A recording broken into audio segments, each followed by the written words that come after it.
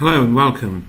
This is the first of the 10-minute video series looking at Thomas Fine T's, the SEMA operational case study exam scenario for the August 2018 exams. We're going to look at the International Accounting Standard number 16, Property, Plant and Equipment, and my name is Sandy Hood. That's a picture of some equipment within a tea manufacturer. And here we're looking at some of the background now of IAS 16 as it features within the F1 syllabus. The entities in investment in property, plant and equipment, the changes that they might have in those investments, recognition of the assets, determination of what the carrying of value is of those assets within the statement of financial position, depreciation charges, impairment losses, how we would recognise those. So this is property, plant and equipment, and it's featured several times within recent exams. They are the tangible items that are held in order to enable the business to run and expected to be used over more than one accounting period. And they should be recognised if and only if it is probable that future economic benefits associated with the item will flow to the entity and that the cost of the item can be measured reliably. So these come from the conceptual framework definition of what an asset is. And we would capitalise all the costs to bring an asset to its present location and condition for its intended use. So those sort of costs would include the purchase price of the property, plant and equipment, including any duties, any non-refundable purchase taxes, less any trade discounts. The costs of bringing the asset to the location in terms of any transportation, the initial estimate of the cost of dismantling and removing and restoring the site. And this is often done using a present value approach, given that the asset is likely to last for several years, and a certain amount of unwinding of that over the life of the asset. And then any borrowing costs that meet the IAS 23 borrowing costs criteria. So the subsequent measurement, well, they then have an opportunity to choose. They can either use a cost model or a revaluation model. It's interesting to see that Thomas's Fine T's doesn't have a revaluation surplus within their equity section of their statement of financial position, but that doesn't mean that they're not using a revaluation model. It merely means that if they are using a revaluation model, there hasn't been a surplus to date. After recognition of an asset, the item of property, plant and equipment whose value can be measured reliably should be carried at the revalued amount, its fair value, at the date of revaluation, and then subsequent depreciation can accumulate over time, and there may well also be accumulated impairment losses. Revaluations shall be made with sufficient regularity to ensure that the carrying amount doesn't differ materially from that which would be determined using a fair value at the end of the reporting period. So if there's indications of impairment, then there should be an impairment review, and that impairment review may well indicate that the asset needs to be impaired and a suitable accounting entry is made. If we're using a revaluation model and we identify that the asset is worth more, then the increase should be recognised in other comprehensive income, and sure, we would then create a revaluation surplus account. If it decreases in value, we call it impairment. This would be an accounting treatment. If we're using the cost model, well, we would debit the impairment loss. In other words, we would charge it to the profit or loss, and we would credit the value of the asset. In other words, reduce the value of the asset.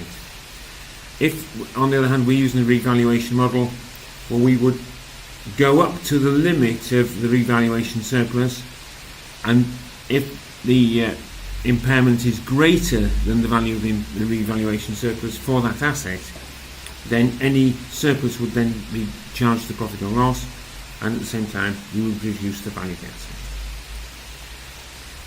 Each period to be recognised in the profit or loss. The method used shall reflect the pattern in which the economic benefits are expected to be consumed by the entity. Here's a little bit of an accounting note from the Betty's and Taylor group. Betty's and Taylor, one of the foremost tea producers within the UK. Obviously they buy in tea from tea growing countries, but they produce, amongst others, Yorkshire tea, which is, it has about 16% of the market, so it's a very significant player within the tea bags business. And what they've got here is the way in which they treat their property, plant and equipment. You can see buildings are depreciated over 50 years, plant and equipment over 3 to 5, motor vehicles over 4, anything under construction, well, it's not depreciated. It may well suffer impairment, but it certainly wouldn't be depreciated.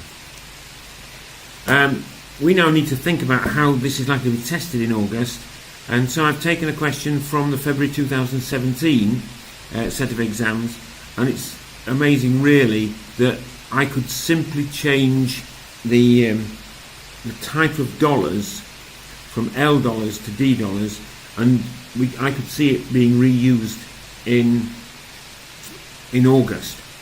Sure, the question here refers to the idea of an old grain store being converted into a manufacturing area within that particular company. Within Thomas Fine Teas, it could just be another building being brought up to standard to be used for the production of a product that ultimately is going to go into the food chain for humans. So here we've got the question. I want you to prepare the draft of a briefing paper in which you explain with reference what expenditure in my schedule can be capitalised and what cannot. And if you look down the list, we've got 1, 2, 3, 4, 5, 6, 7, 8, 9, 10 different expenditure items. So this is the kind of question that is quite nice to plan from, because when you're using these sort of headings, then you're focused on addressing the needs of the question, and it keeps you on track as well. So I'm going to use those within my plan. Here, this was one of 2 tasks in a 45-minute section, so it's worth approximately 12.5 marks. I would aim to try and do a maximum of 13 4-line paragraphs, which may be a little bit tough within the time that we're going to allow ourselves. But if we can get 8 or more, and we can earn 1 mark for each of those paragraphs, then we're certainly going to be in a very comfortable passing position. Here, always allocate your time for the whole section. In a 45-minute section, that will be about 9 minutes just to plan, just to read and plan your answer. So for us, if we can look at it from the point of view of 5 minutes to plan, 7 minutes to write, 17 minutes to write, that should be sufficient time to get about 9 paragraphs. Now, here are my paragraph headings. I'm going to start off with the key standards and rules, so that with a recognition here that we're dealing with primarily IAS 16. You've probably spotted that there's a little bit of IAS 23 in here as well. And then using the headings provided by the question. And that's giving us plenty of scope to write quite a nice size answer. Looking for 1 paragraph plus for each heading. And here we go. A, the key standards and rules, IAS 16 and IAS 23 are applicable. We can capitalise the cost of converting the old grain barn together with the cost of bringing it into operation, including the interest costs incurred to achieve this. And that's interesting, because you'll see me make reference to that again, but in a slightly different context, and therefore I can get 2 marks out of the same point. Then I've got architect's fees and the legal issues, and these can be capitalised. The site preparation, yes, this brings the building to the condition needed for manufacturing, so it can be capitalised as well. The loan interest, this is where I'm getting my additional marks really for the IAS 23. The building conversion has been financed using a loan. The interest on the loan that applies to the period while conversion has been taking place can be capitalised. The loan's for 4 years, and any interest on the loan which is for a time period when the conversion is not taking place cannot be capitalised. So if we've got a question where perhaps there was a bad weather and construction had to stop, then any interest accruing during that period would have to be treated as an expense within the profit or loss rather than being able to be capitalised, simply because there wasn't construction taking place at that time. Now here, I've sort of departed from the plan. I've got the building contractor's cost, I've got the purchase price for the new plant and equipment, I've got the import duties in respect to plant and equipment, and I've got the installation costs. All 4 of these can be capitalised because they're direct costs of preparing the building to become a manufacturing facility. Back onto the next one, training. They can't be capitalised. They don't meet the controlled by the entity part of the definition of an asset. The staff have the freedom to leave the company. Share of general overheads. These cannot be capitalised. Any costs that could be considered must be separately identifiable. So as such, they don't meet that criteria and they would have to be treated as an expense within the accounting period.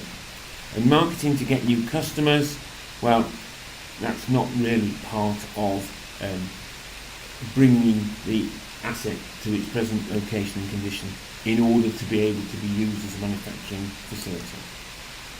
So how does our answer look? You may need to look at this on quite a large screen or to enlarge it and then work your way down, but you can see where the points have earned marks. So I've highlighted in yellow the facts that the marker is looking for, and then you can see the little green ticks. Here we would have scored 9 out of about 12.5 or 13, which is a good use of our time. So we explained the IAS 16 criteria for initial recognition, and then, unlike the students that the examiner was commenting about, we actually explained why the costs should and why the costs should not be included in being capitalised. So we effectively answered the question. We didn't actually stick to our plan. Now, I strongly recommend using a plan, but sometimes when you're writing up the answer, it doesn't always fit in, and here we've seen an example where it didn't. We merged 4 different cost expenditure types into a single explanation, which is fine. And so I would encourage you to not feel that you are forced into writing your answer just based on the plan, if you can see that perhaps the plan at the planning stage was fine, but actually the answer would flow better if you did it slightly differently. There could be another approach. Certainly with a lot of international accounting standards, I would tend to use headings from the standard, and so we could have gone through it using the purchase price, bringing the asset to its location and condition, initial estimate of the cost of dismantling, and the borrowing costs. The 4 areas that we looked at when we were looking at this topic generically. But although I like this for a lot of answers, I think that in this particular case our approach is far better, because we are writing for a non-accountant and we are focusing on the questions that the person has asked. If there was some subsequent expenditure, then it would possibly be enhancing the economic benefits provided by the asset, thus making it another investment. Repairs and maintenance obviously can't be capitalised. If the additional expenditure relates to a major overhaul or a major inspection of an asset, then sure, we can capitalise and depreciate it over the time that's needed. And if it's replacing a component, or you've probably come across this idea of complex assets, so you can have an asset that is identifiably separate, although it's within another asset. So if you've got a large piece of machinery, the engine could well have a different depreciation period from the asset as a whole, and that's what we would call a complex asset. So if we were replacing the engine of a piece of machinery, then sure, we would be able to capitalise that as well. I hope that you enjoyed this. I hope that we've kept to our 10 minutes sort of idea, and I look forward to seeing you on our next introductory video. Thank you and goodbye.